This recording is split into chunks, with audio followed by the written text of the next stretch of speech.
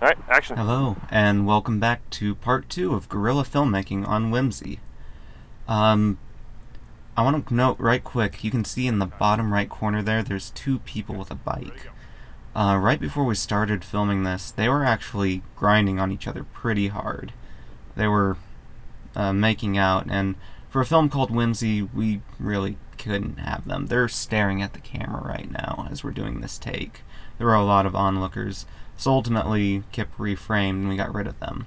I want to note that this entire concept, how Whimsy came about, it was from my modern dance composition class, which is modern dance choreography, a class Pay and I took with Cynthia Adams.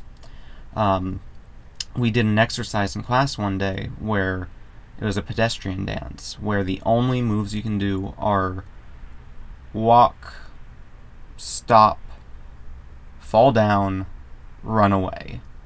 And Pay and I did this little improvisational dance where, we each walked towards each other at the same time, we stopped, and then we fell down in sync.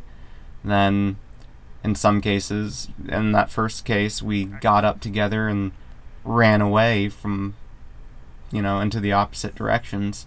In other cases, we'd walk towards each other, I'd pass out, then she'd pass out, then I'd get up, run away, then she'd get up.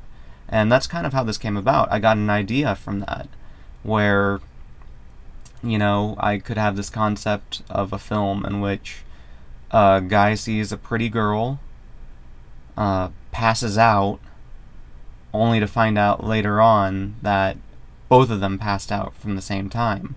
Now, I chose the Papa John Sculpture Garden because we took a class field trip to this park, and we each chose a statue, and we made a dance out of it, out of inspiration. So, Pei actually chose these statues right here, the back of the snowmen. I chose the Moonrise August, and he also has a partner, which is another face that you see me walk past at the very start, Moonrise October, I believe. And so those were the basis for these.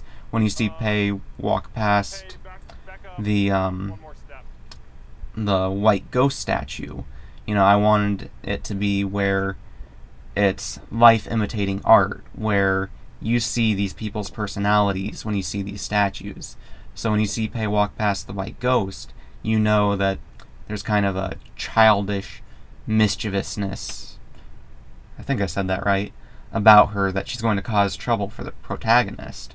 And when you see me walk past the Lumpy Mr. August statue, Lumpy Moonrise August, you go, well, this is kind of a gawky looking guy. We had to shoot all of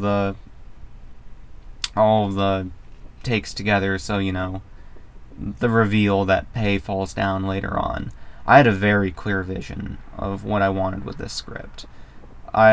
After we did that exercise, I wrote the script and hammered out, just a 4-page script in one night, and thought, man, there's something quirky about this. I don't know if it'll work.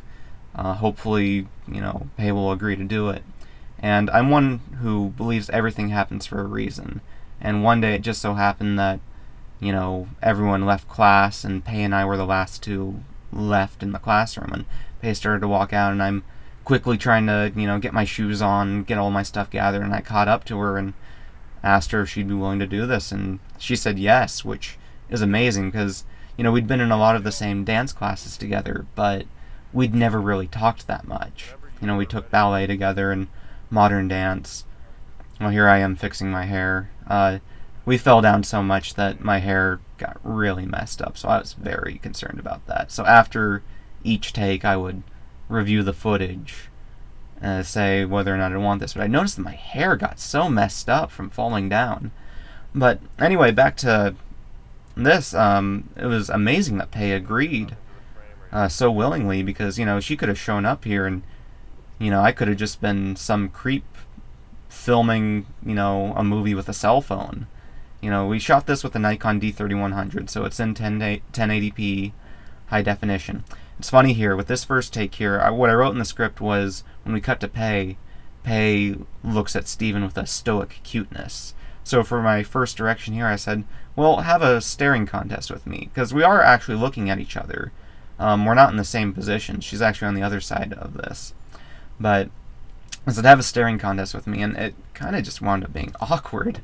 Really funny, though. So what we did was we had her, you know, kind of did this bashful kind of flirtatious smile, and Pei always steals the scene when this shows to audiences.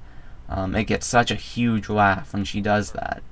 And as you saw there, we filmed my reaction before we filmed what she did, and I wish we'd flip-flop that, so we could have gotten, you know, maybe a bit more honest reaction. But, you know, with me shifting my eyes, it's what we all feel when we're confronted with, you know, a very attractive person who we think is out of our league. That's it for part 2. Join me for part 3. Thanks, guys.